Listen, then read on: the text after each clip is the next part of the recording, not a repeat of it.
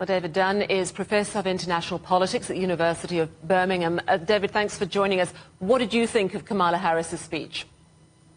I was struck by its serious and sober tone. The light-hearted way in which she's approached campaigning so far was absent on this occasion, because here she needed to do two things. She needed to show that she was presidential, that she had the authority to command the stage, and she needed to appeal to a wider body of voters than was the case previously in this conference, whereby Obama and the Clintons appealed to their base and were about energizing their base. This was her moment to actually move from the candidate accepting and the campaign's first phase and moving into the second phase, where she will now go wholeheartedly to actually go after Trump, but also demonstrate on policy terms that she can be and can be imagined as the next president of the United States. How is she positioning herself for voters?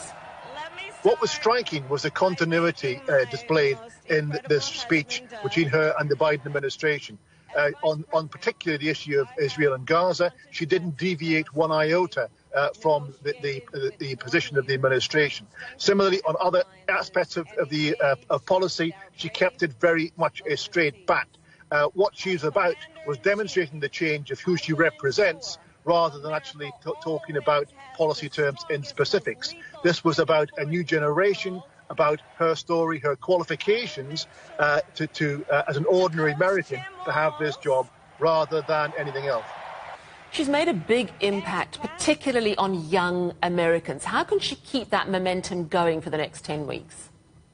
Well, that's a big question, because we have had a honeymoon period. Can this be sustained for another 10 weeks? Can this survive detailed questioning, both in terms of the debates and in terms of one-to-one interviews, when hard questions are asked about her changing position over the years? But what there is an energy and an enthusiasm that wasn't there under Biden.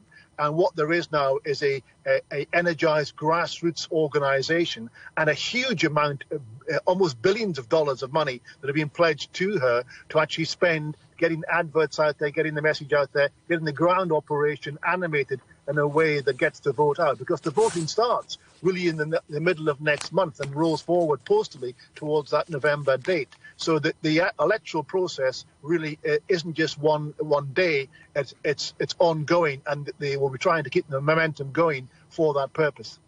September the 10th is the big debate between her and Trump. What does she need to look out for coming from Trump's side? Well, during the debate with Hillary Clinton, he got behind her and he tried to intimidate her physically. He insulted her, he lied, he interrupted.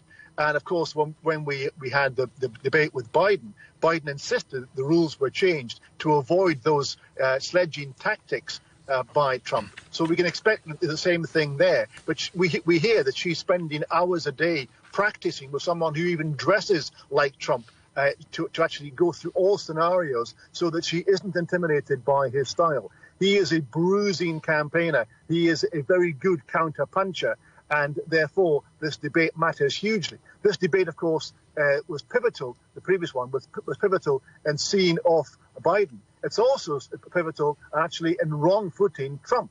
Trump thought he had this thing sewn up because he knew the measure of Biden.